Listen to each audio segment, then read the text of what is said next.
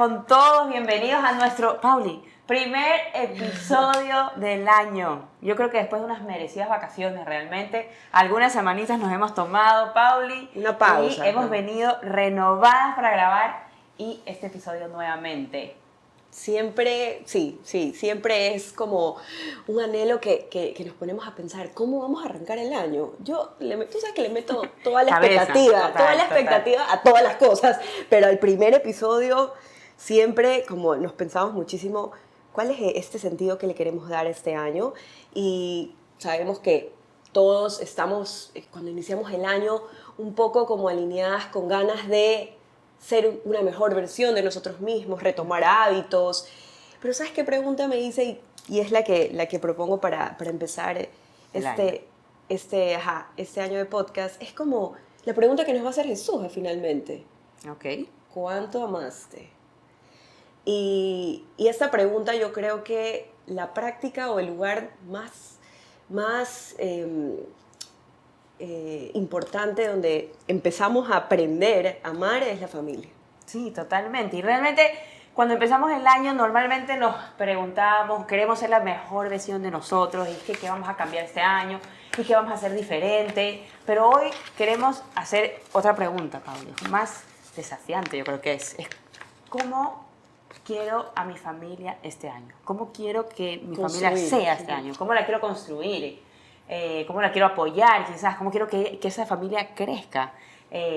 Quizás no que sea la familia perfecta, pero es algo más real, algo más de, ya, todos somos imperfectos, pero esta es mi familia perfecta, ¿me explico? Entonces, para eso, Pauli. Tenemos una invitada de lujo que estamos muy emocionadas de tener aquí. Bienvenida, María Elena Manrique. Ella es, les voy a poner en contexto, para quien no la conozca, pero seguro muchos de ustedes la conocen. Es orientadora familiar ecuatoriana con más de 20 años de experiencia, máster en Ciencias de la Familia y fundadora, directora de Orientar, que es un centro que trabaja con familias, niños, adolescentes para fortalecer su bienestar emocional, promover relaciones sanas. Pero lo más importante, María Elena es católica, es esposa, es mamá de 6 hijos y abuela de 5. Estamos muy emocionadas de tenerla aquí. Bienvenida. Gracias, feliz de poder estar aquí en este espacio que he visto cómo ha ido creciendo y cuánto ayuda y apoya a las familias a que vaya a su esencia y a lo que realmente requiere la sociedad para hacerlo, ¿no? Que es la familia. Así es. Y bueno, quiero decir que estoy muy emocionada porque mi familia es grande también, ¿no, Pauli? Tenemos una familia grande igual que la de María Elena, entonces nos sentimos como muy identificados en este crecer siempre juntos y como ir aceptando también cómo somos cada uno y es hermoso. La verdad es que yo soy súper pro familias grandes, sí. Es súper bonito. Y realmente con lo que ustedes decían al principio pensaba, la humanidad se prueba realmente en la familia, es decir, lo que tú eres y a cualquier edad y en cualquier etapa de la vida de los hijos o de los padres, tú te estás probando todo el tiempo quién realmente eres o cuánto puedes amar ahí. Porque el trabajo es un sitio externo, porque la vida deportiva tendrá amigos, pero no son de tu familia. En fin, hay tantos lugares y contextos en donde ese grado de intimidad nunca es igual al de la familia. Solo ahí es que realmente está toda tu humanidad comprometida, ¿no? Totalmente. Y siento también que una familia te prepara para el mundo, para poder aceptar a los demás también como son. Por ejemplo, yo creo que en una familia donde hay 6 hermanos, cada uno con sus formas y sus formas de hacer las cosas, y tú duermes con tu hermana y tu hermana es desordenada y tú no eres ordenada, entonces tú tienes que aprender a aceptar también cómo es ella y a llegar a negociaciones. Yo siempre he dicho que como que la familia, como una amiga estábamos conversando, es donde aprendes también a convivir, por ejemplo, antes de un matrimonio. De si te vas a casar con alguien, cuando tú tienes una familia donde tú compartes mucho, es como que ya vas como entrando con ese Entrenamiento. Con ese entrenamiento de aprender a aceptar cosas en los otros Que te cuesta. que te cuesta tanto, pero son tus hermanos, lo has aprendido a llevar, digamos. Así es. Entonces, según yo, entras a un matrimonio así como diciendo, bueno, me toca aceptar. Como- Entrenada. Así es, entro Por entrenada. eso es que me ha ido bien con Luis, como que 5 hermanos, si me como algo de la refri, no pasa nada, No pues pasa ahí nada. en tu casa, alguien se lo comió antes Sí, que yo, claro, así claro, es. muy bien, me gusta. Pero bueno, María Elena, aquí quería primero preguntarte y hablar un poquito, podemos hablar un poquito quizás de la historia familiar, Y quería preguntarte más bien, no de los logros que han tenido como familia quizás, sino de los procesos que han pasado como familia, ¿ya? ¿En qué momento te diste cuenta que no había, o sea, dio cuenta que no había que educar o crecer como para ser perfectos, sino que realmente era necesario tener a Dios en la familia? ¿Ya? Sabes que realmente cuando yo era adolescente, mi sueño y mi anhelo era formar una familia en Dios, ¿ya? Y era un requisito que yo ponía en la elección de pareja. Es decir, un hombre creyente, un hombre de fe, un hombre formado en la religión católica, para mí era muy importante.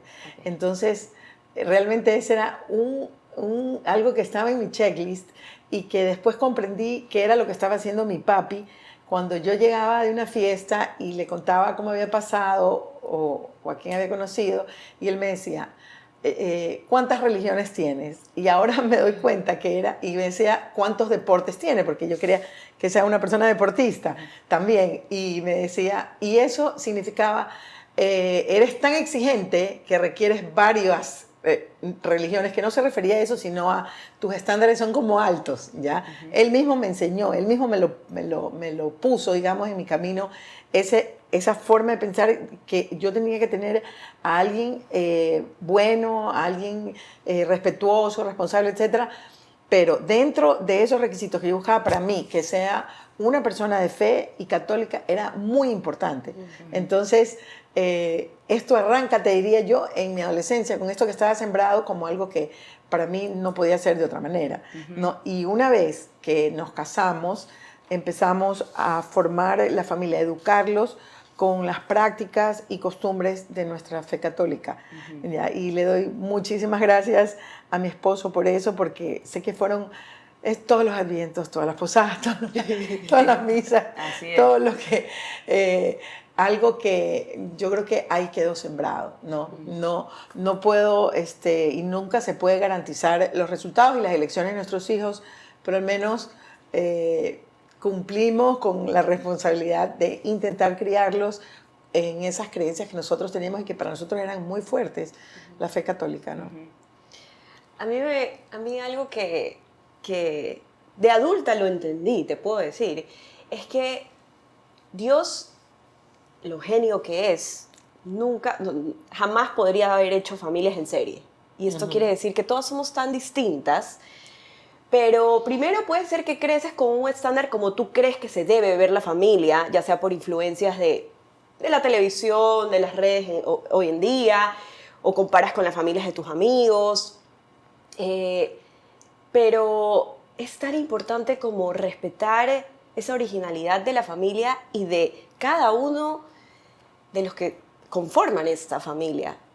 ¿Cómo en el camino de su familia esa originalidad de cada uno de sus hijos marcó en algún momento algún hito o algo que los ayudó a fortalecerse más como familia o aprender algo que Dios quería para ustedes?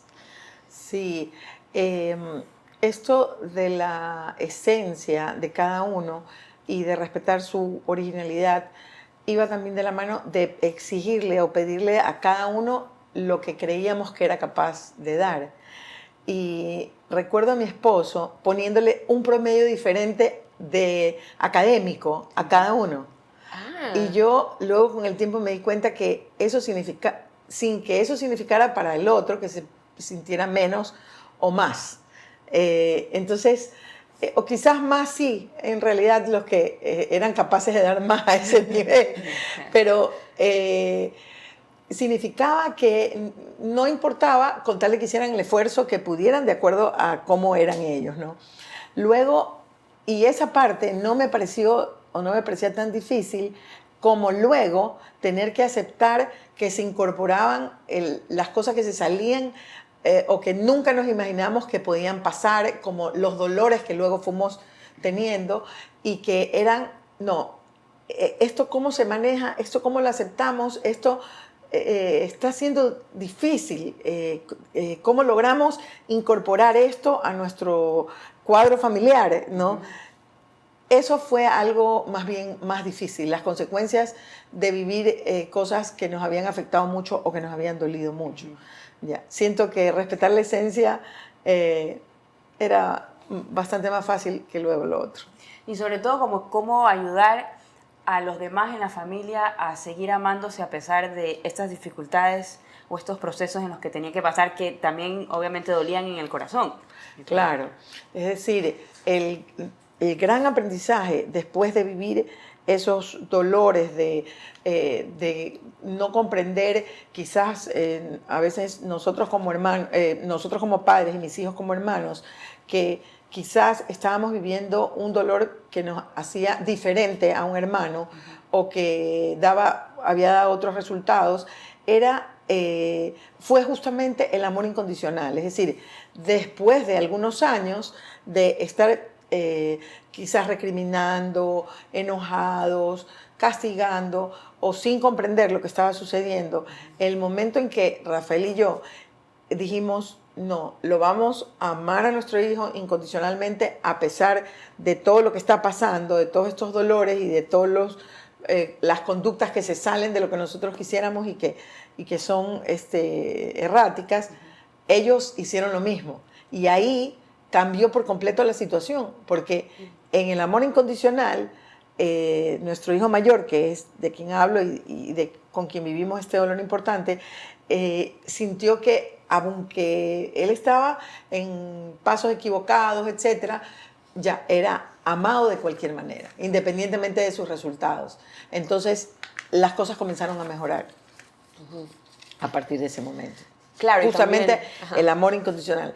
Yo creo que nosotros no habíamos conocido el amor incondicional hasta ese momento, en que nosotros dimos el paso de amar incondicionalmente a ese hijo que era un poco diferente y que luego fue lo que podemos enseñarle a nuestros hijos.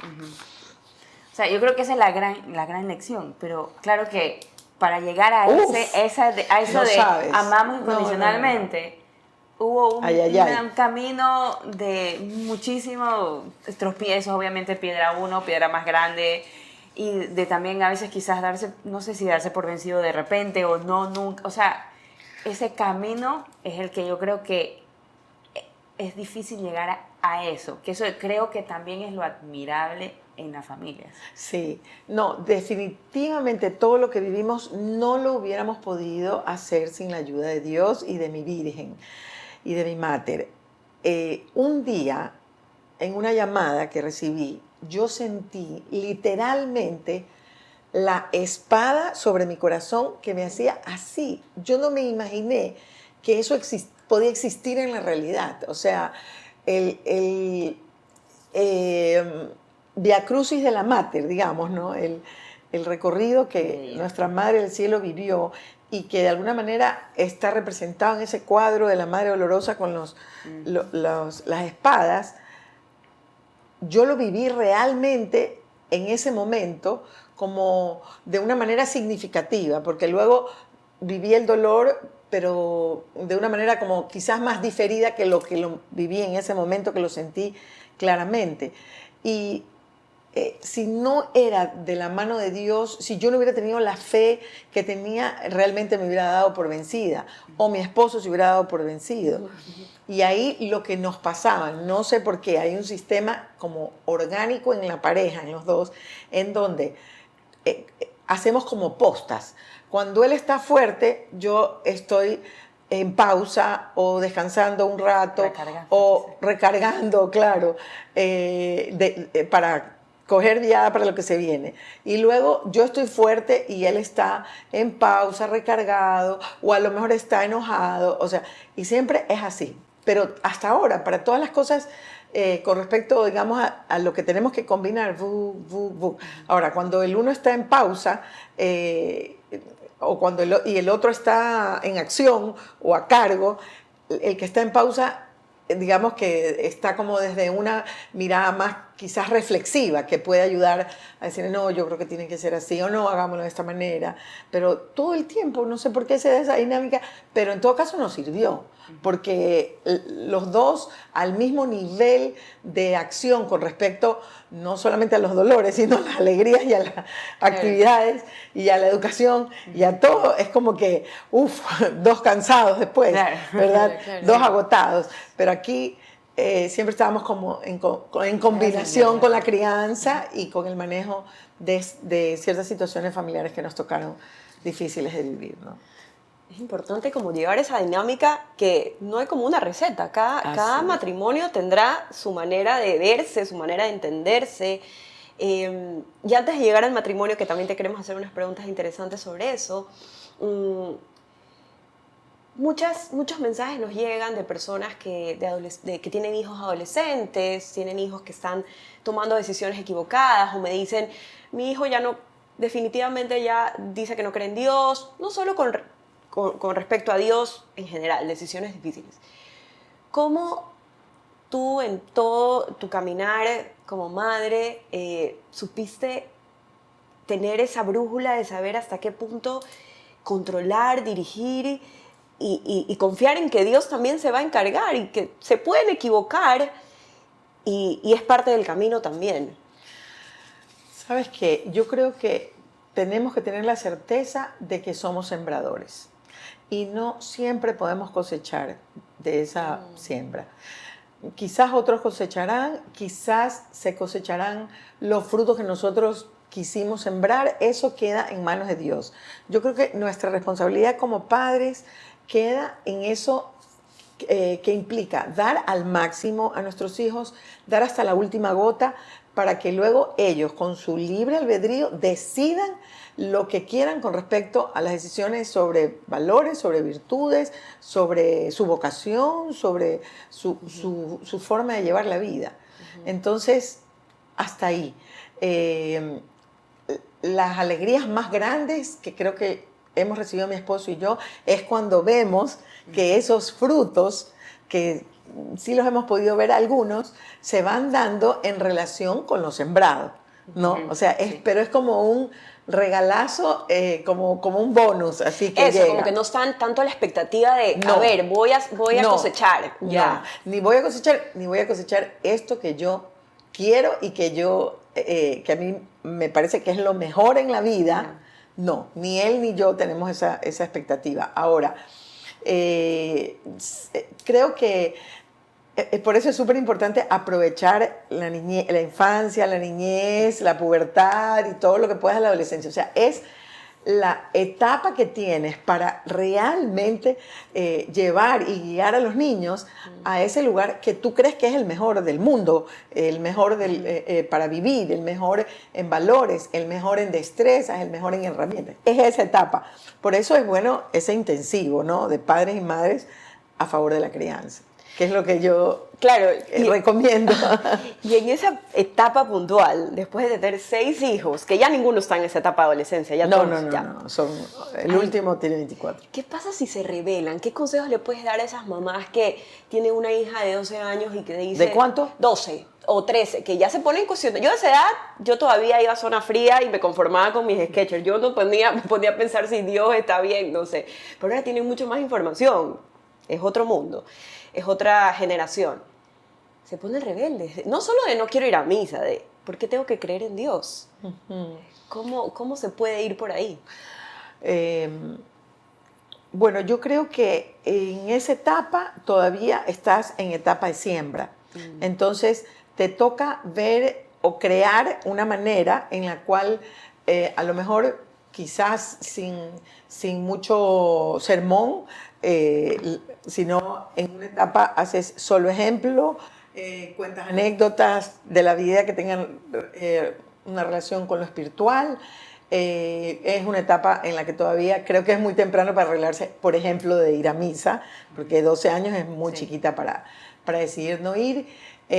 Por supuesto, encomendarla, orar y mantener los valores cristianos en la familia, que es lo más importante. Yo creo que tener una vivencia espiritual profunda salva para toda la vida la relación con Dios. Entonces, las vivencias espirituales, el vínculo que uno como padre o madre tenga con Dios, no se pueden maquillar, ni disfrazar, ni disimular, ni falsificar. Es genuino. O sea, es o no es. ¿Ya? Entonces, si tu hija está viendo que tú en tu vida personal tienes un vínculo espiritual con Dios, lo más probable es que puedas dárselo, que puedas compartírselo, porque está siendo un reflejo espiritual para ella, un espejo de la Virgen, un espejo de Dios, un espejo de paz. Eso se siente. Entonces, le diría eso, ¿no? Aplica por ese lado. También yo creo que hay muchas cosas que como padres, bueno, enseñamos a los hijos y estamos muy presentes en esta parte de los valores y de repente se nos pierden los hijos. O sea, por ejemplo, el ir a misa. Yo tenía a mi hija que iba a misa, por ejemplo, hasta los 18 años siempre, los domingos, 19 también, y de repente nunca más fui a misa, le quiero hablar de Dios. Pero yo siento que si uno tiene eso, que como papá, como los hijos los ven a los padres, que están bien fuertes en los valores espirituales, por ejemplo, eso va a volver después, muchas veces. Sí, en unos casos sí, en otros casos no, porque yo sí creo que un enemigo de la espiritualidad es la adicción a las redes sociales y todo lo que, el mundo que se viene por ahí. O sea, creo que eso se ha convertido para muchos en su Dios. Entonces, si se los come el mundo y no da espacio a la espiritualidad, ese niño puede crecer sin esa experiencia espiritual. Entonces, ¿a qué va a regresar?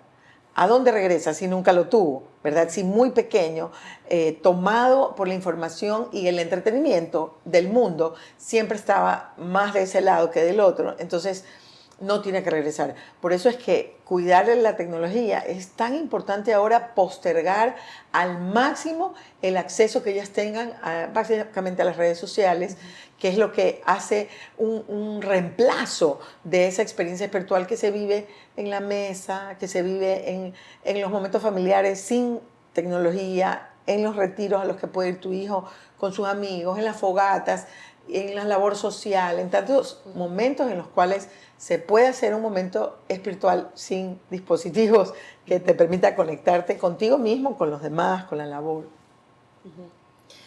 Yo quería regresar como al inicio, que Aleca dijo algo que puede ser que en el camino, al inicio de la familia perfecta, que puede ser que en el camino a veces nos perdemos por compararnos. ¿Cómo ves tú, cuáles son los retos hoy de la familia actual, teniendo en cuenta esto que mencionas de las redes, estas distracciones? Porque si yo quiero plantearme este año, quiero construir una familia con estos valores, cada una tendrá sus valores, queremos ser más solidarios, queremos ser más amorosos, queremos ser más justos, no sé, pero ¿cómo, por dónde empezar, tal vez para descubrir cuáles son los valores de mi familia, considerando que los retos que tengo hoy en el mundo? Los retos de hoy son realmente desafiantes, es decir, considero mucho a las familias que están criando hoy día porque la amenaza que implica el consumo de la tecnología, el consumo indiscriminado de la tecnología y su contenido, realmente pueden ser un enemigo importante para la formación que las familias anhelan para ellos. Entonces te diría, el primero es el control y de la conectividad de los hijos. Ese es el primero. Okay.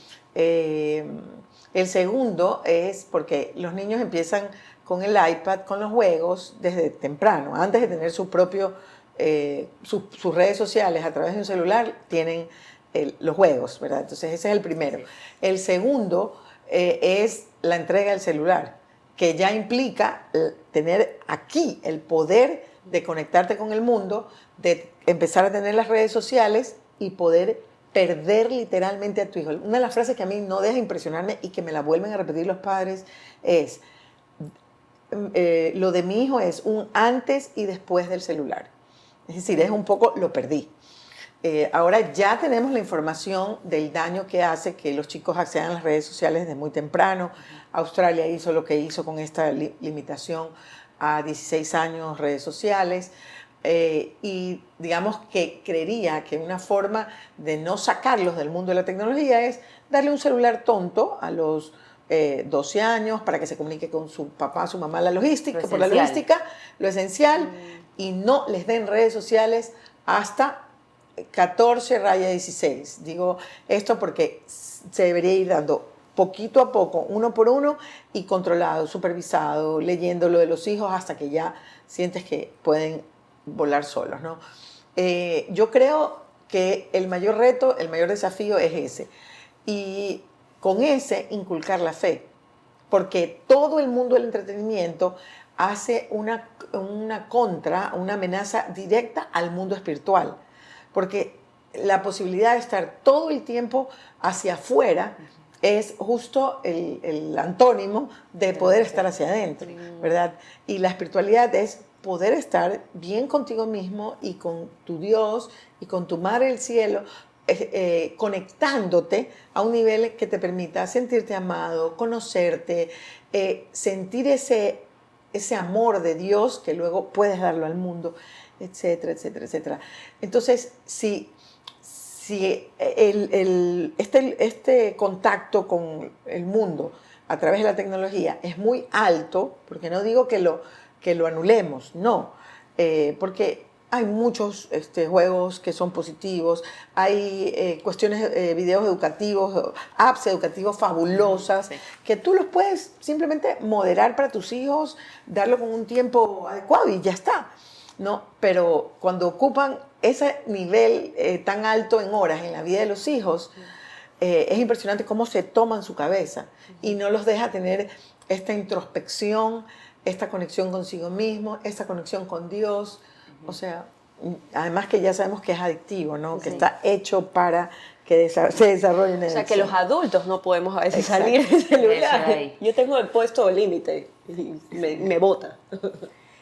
Pero eso es increíble porque a mí me parece que eso pasa desde que son niños de 2, 3 años, porque es increíble cuando vienen padres a consultas, por ejemplo, y tiene el hijo un comportamiento que es irritable, que está irritado, que no puede escuchar a los demás, que quiere hacer lo que quiere, que no tiene límites. Es increíble cuando tú le dices, lo primero que quiero que hagas es que le quites el celular. O sea, no puede ver el celular. Claro que un papá se queda así como que, no, ¿cómo lo puedes?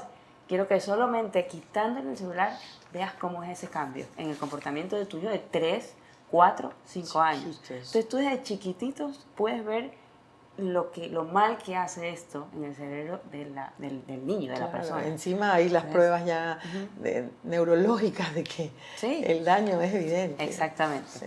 Entonces, pero bueno, quería preguntarte que desde tu experiencia, ¿cómo se ve esa presencia de los padres, esa presencia cotidiana, en lo cotidiano? ¿Cómo estar presente con nuestros hijos? ¿Cómo hacerles, o sea, cómo nuestro esposo se puede sentir, por ejemplo, amado en lo cotidiano? ¿Cómo nuestros hijos pueden sentir la presencia de los padres en el día a día?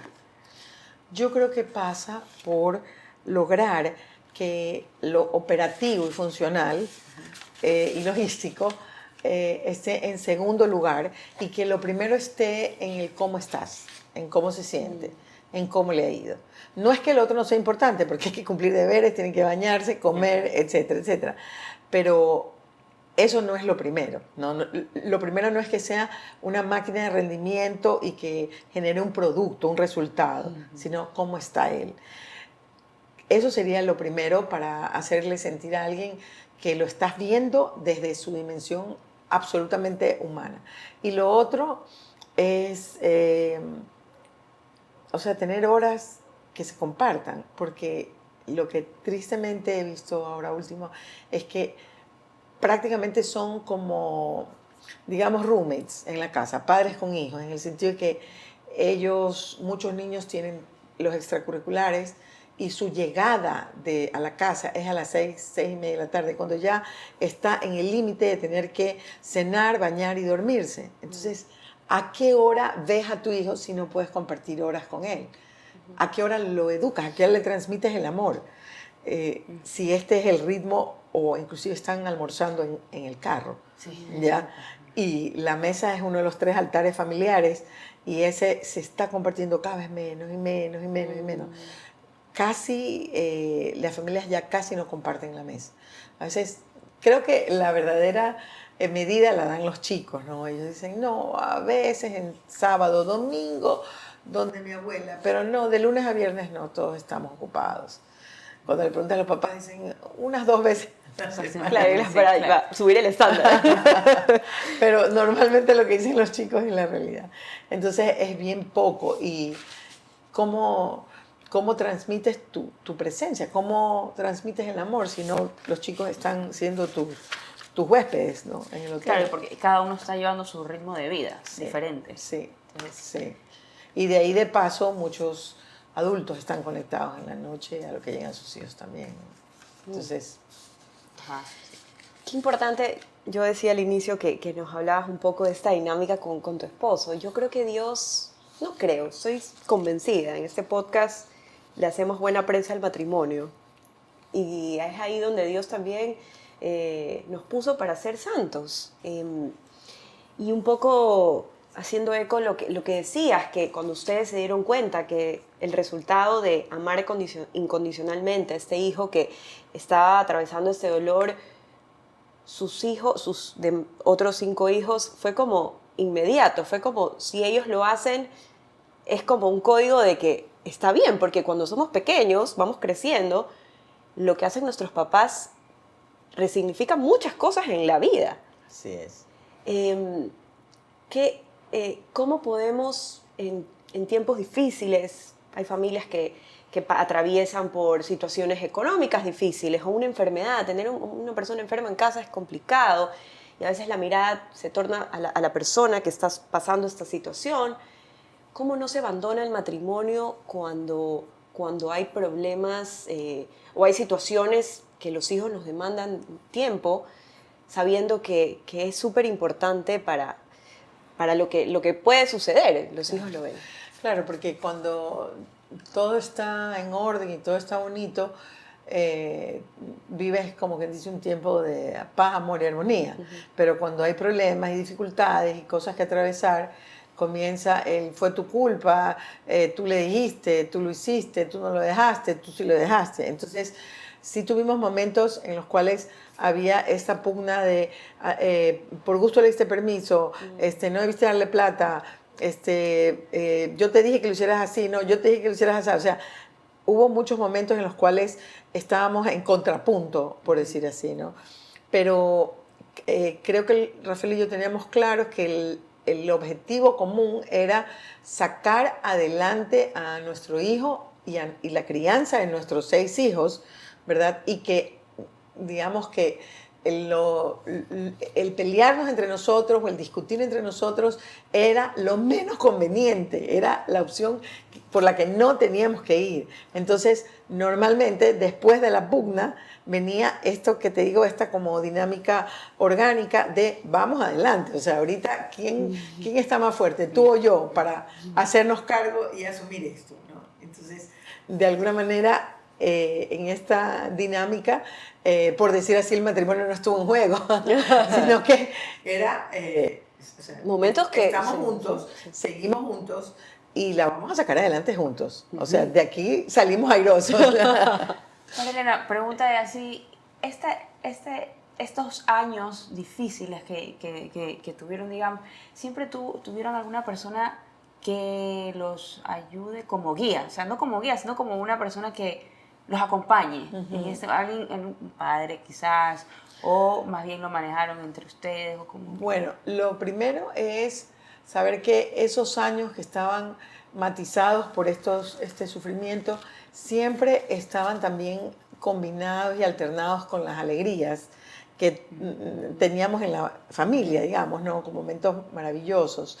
Y nosotros nos apoyamos en profesionales que iban variando y cambiando a lo largo de los años, pero básicamente el que estuvo ahí siempre en el centro para nosotros fue Dios. Y de otra manera sí nos hubiéramos desmoronado. O sea, a lo mejor hubiéramos tenido una depresión, no sé, porque no, ese es el que nunca se fue. Los profesionales cambiaron, pero Dios estaba siempre ahí. Te podría decir que siendo nosotros parte de Equipos de Nuestra Señora, del movimiento de matrimonios, Equipos de Nuestra Señora, el grupo, el equipo nuestro, uno que dirigíamos y el otro que es nuestro grupo de hermanos al que pertenecemos, que ya tenemos 24 años con ellos, vivió con nosotros muchas de las circunstancias que nos tocaron vivir a Rafael y a mí, era un lugar seguro en donde nosotros podíamos compartir lo que estábamos viviendo de una manera franca, abierta, sin sentirnos juzgados. O sea, estaban siempre ahí. Entonces, te diría que ellos fueron un soporte y una red de apoyo incondicional, que nunca se ha ido y permanece ahí para nosotros y para todos nosotros que nos sentimos amigos, pero hermanos en la fe, ¿no? Claro, tener una comunidad. Fue, una comunidad de fe. Realmente te sostiene. Sí, Claro. sí. Ahora, lo otro es que mi familia, mis hermanos y mis cuñadas, mis cuñados, tenemos una red de apoyo fortísima, sí. fortísima, no te imaginas lo que es. Entonces, a lo largo de estos años, yo siempre contaba con mi hermana Beatriz para todo esto. Ella me daba luces, me asesoraba, me iba guiando en este camino. Eso por un lado. Pero de ahí, cuando necesitábamos extender las redes por diferentes operativos que había que hacer, cuñados, hermanos, cuñadas, o sea, a diferente nivel, impresionante, impresionante. Y una vez que tuvimos el chat familiar, lo hemos seguido poniendo en acción. Hace 2 meses tuvimos que poner en acción algo y fue impresionante porque desde Madrid un hijo mío dio una idea, desde Buenos Aires se la puso en práctica con la tecnología, otro hermano puso en acción lo que se sugería hacer, eso todavía sin localizarme a Rafael y a mí, muy temprano en la mañana. Luego, una vez localizaba, 2, ya mi cuñado iba en camino hacia donde había que ir. Siempre tengo ángeles que me llaman a decir, mira, está pasando esto, mira, sugiero lo de acá, mira, encontré. Entonces, eso fue hace 2 meses ya. Entonces, lo de mi familia es así, es un regalo que doy gracias de verdad a Dios tenerlo, porque yo creo que en muchas ocasiones en las que vivimos estas circunstancias complicadas, en donde se necesitaba más gente para lograr los resultados, mi familia fue puntal. Está bien. Sí. Yo creo que es súper importante, o sea, escuchándote, a veces puede ser que no todos tengamos la bendición de tener una familia tan grande. Yo desde mi núcleo familiar, mi familia es súper chiquita y no tengo tíos, no tengo nada, pero ya creció mi familia. Pero nos cuesta pedir ayuda, nos cuesta pedir, por ejemplo, tengo amigas que a veces pasan situaciones, después me cuentan, o sea, ¿qué? Nunca me llamaste, o sea, es verdad, su red es su familia, pero en general ahorita me puse a pensar, y sé que estamos hablando de la familia, en qué increíble poder encontrar el apoyo ahí, pero qué importante es pedir ayuda cuando uno está pasando por un momento tan difícil. Y es una escuela familiar.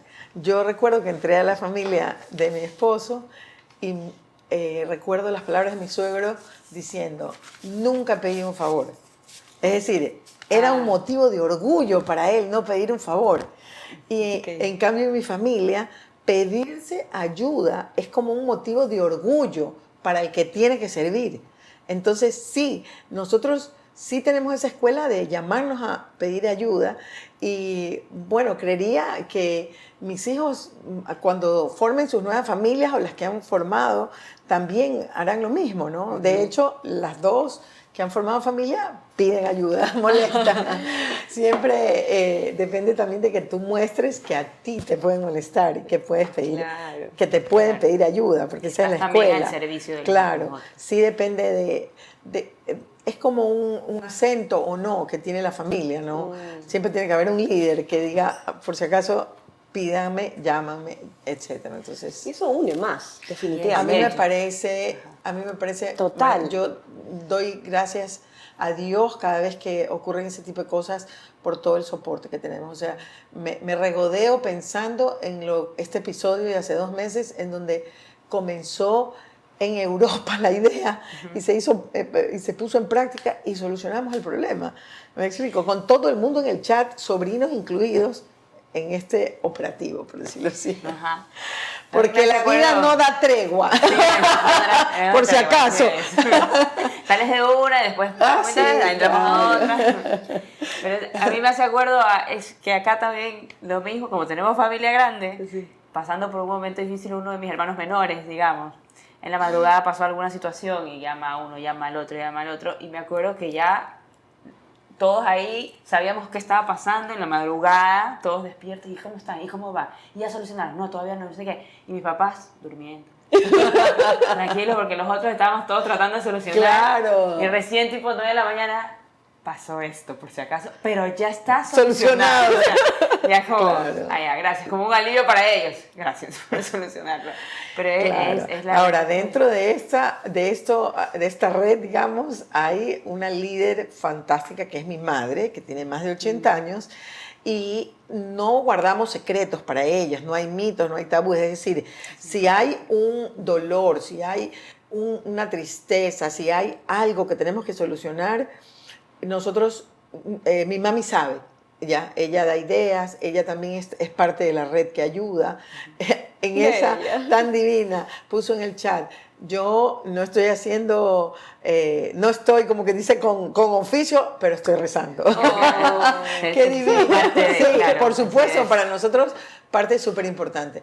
Otra cosa que hay en la familia divina, en la extendida, es pon velita que digamos, escribe un sobrino de cualquier lugar del mundo. Pongan velita que hoy día tengo una entrevista de trabajo, ¿ya? O Ya, pongan ya. velita que hoy día tal cosa, ¿ya? O después les digo para qué.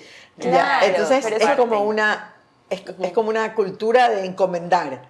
No necesariamente todos son tan creyentes, ¿no? Porque ya los hijos y sobrinos adultos, pues como te digo, toman sus caminos con respecto a la espiritualidad, pero no importa, es parte de aquí nos sostenemos. Eso, y todos saben, o sea, qué importante no guardar, los secretos hacen tanto daño, o sea, cada uno respeta, ¿no? Pero puede ser que hazte la pregunta, como que, ¿qué necesita tu familia hoy? Como abrirse más, porque al momento que uno dice, no, mejor no molesto, mejor no le cuento, él no sabe por lo que tú estás viviendo. Al final te puede ayudar, como dices, como esta red de apoyo resolvieron. Y también es como estar en sintonía con el otro. Sí, sí, no quiere decir que todos en la familia tengan el mismo nivel de apertura, porque todo el Así mundo es. tiene su intimidad, pues y hay muchos que aspectos respetar que no, también. sí, totalmente, y que tiene que respetar. Pero cada vez que hay un problema importante, yo siento que nos ponemos en marcha.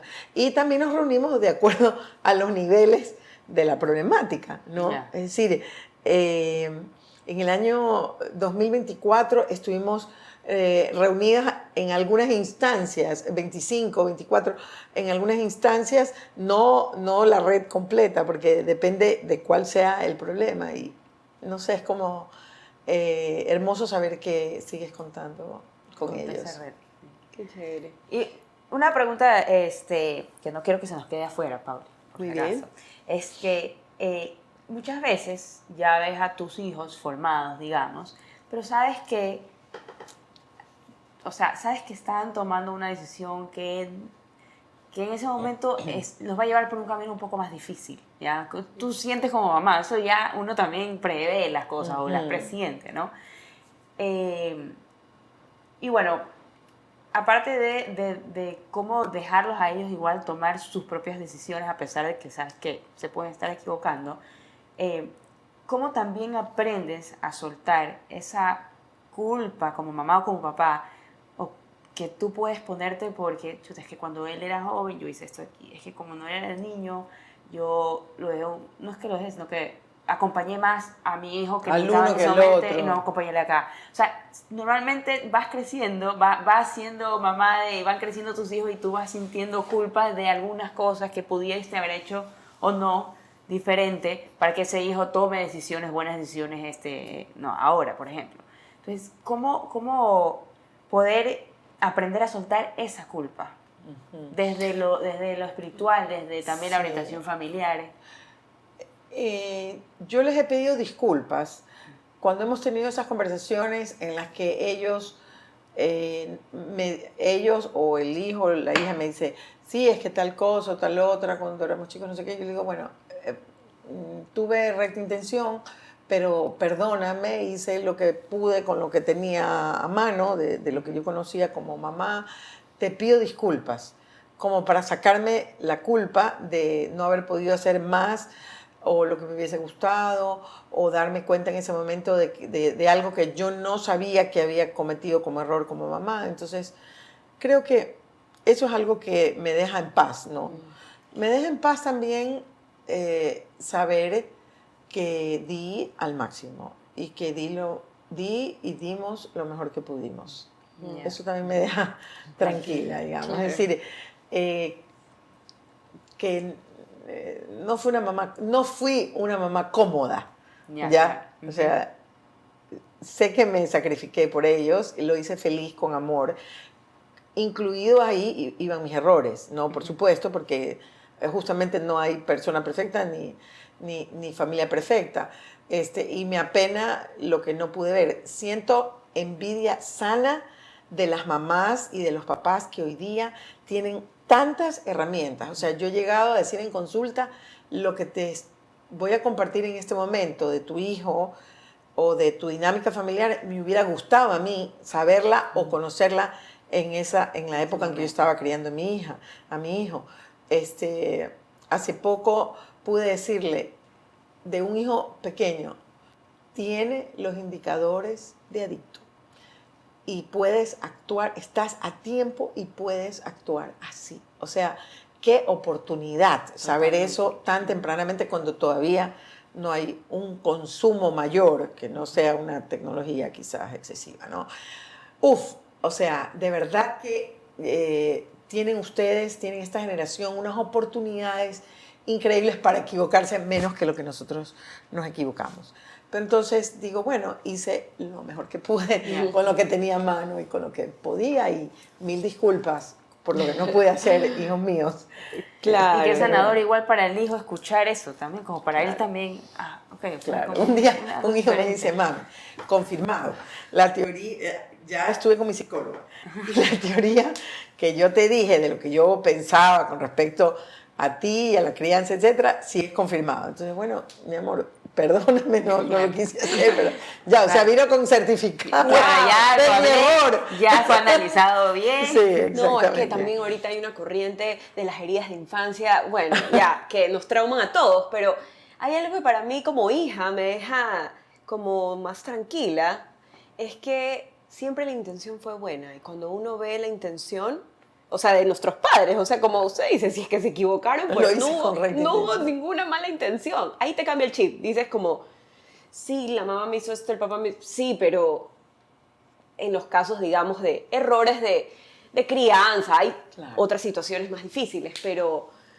bueno, qué interesante. Y otra cosa también es que yo personalmente era un dragón, de furiosa, ya de enojada, de reactiva, y me convertí en una osa amorosa. Entonces mis hijos tienen como dos versiones de la mamá. Están confundidos. ¿ya? Cuando ellos hablan dicen, estás loco, nada que ver, mi mami no era tan furiosa. El otro dice, sí, a mí me hacía esto, lo otro. O sea, hay como dos versiones, pero al final, por lo menos todos alcanzaron a conocer La osa. a la Sí, osa, a la segunda versión. Entonces, creo que lo importante también ahí es que vieron nuestra transformación, porque Rafael también se involucró en este camino que aprendimos además con la paternidad consciente, con lo que ahora enseño, el libro que leí, los cursos, el taller que hice. Puchica, primero lo apliqué en mí para ver si resultaba, antes de aventurarme a otras familias, atreverme, digamos. Entonces, ellos sí nos han visto esta transformación de monstruo De dragón a oso. de dragón a oso. Sí. Entonces, creo que también ahí hay un aprendizaje de nunca se deja de aprender. Correcto, y eso es emocionante en la vida. Así es. Bueno, María Elena, para ir cerrando, yo quiero poner la mirada en la familia de Nazaret. Aquí está este cirio tan lindo. Y siempre pensar en que la familia nos va a poner situaciones, van a convivir esas situaciones, que es un poco lo que decías, como en momentos difíciles también hay alegrías y hay que aprender a verlas, porque a veces cuando estamos pasando por momentos difíciles nos cuesta. Saber que la familia de Nazaret tuvo tantos retos. Recién pasamos Navidad. ¿Ustedes creen que José quería que Jesús nazca en ese pesebre? No creo que quería, porque era bien humilde, pero los designios de Dios están ahí para que aprendamos a amar al final del día. Y a veces nos cuesta. Entonces creo que la invitación no solo es preguntarnos cómo queremos construir la familia, sino aceptar esos designios de Dios y cómo Dios ha decidido que esta familia sea para mí. Para cerrar, quisiera que nos diga cómo sembrar, voy a usar esa palabra tan linda que nos deja en este episodio, cómo sembrar esperanza en nuestro esposo, en nuestros hijos, en tiempos difíciles, en tiempos tal vez retadores. Yo creo que la esperanza es acción y es moverte hacia eso que piensas que puede suceder. Y cuando los que están a tu alrededor te ven en movimiento, te ven en acción hacia eso que tú anhelas, que tú sueñas, que tú quieres cambiar, entonces esa esperanza se revierte en ellos también y se hace una fuerza interna. ¿No? Cuando ven que hay algo que es difícil, que cuesta, que sigue inamovible, que no cambia o que hace sufrir, pero la actitud sigue siendo de confiar, de moverte para el cambio, etc. Entonces, esa esperanza sigue viva, no solo en ti, sino en los que están siendo testigos de esa acción. Qué hermoso. Sí. La acción es lo que nos va a mover realmente. Así es. Muchísimas gracias, No, María Elena, por ustedes, acompañarnos. maravilloso. Muchísimas podcast. gracias, realmente no, y lindísimo lo que hemos conversado. ¿Sí? No, Gracias por ustedes. compartir con nosotros y con todos los que nos van a escuchar, obviamente, hoy, este testimonio de amor tan lindo que tienen ustedes realmente como familia. Muchas gracias. Y que nunca nos sintamos solos. Yo creo que también me voy con ese mensaje, no solo por la familia que tenemos, que podemos tener, sino porque tenemos una familia de Nazaret que no solo es ejemplo, sino que es compañía. Y a veces como que los vemos muy lejanos, porque decimos, ¿yo cómo voy a llegar a ser María? ¿Cómo voy a llegar a ser San José?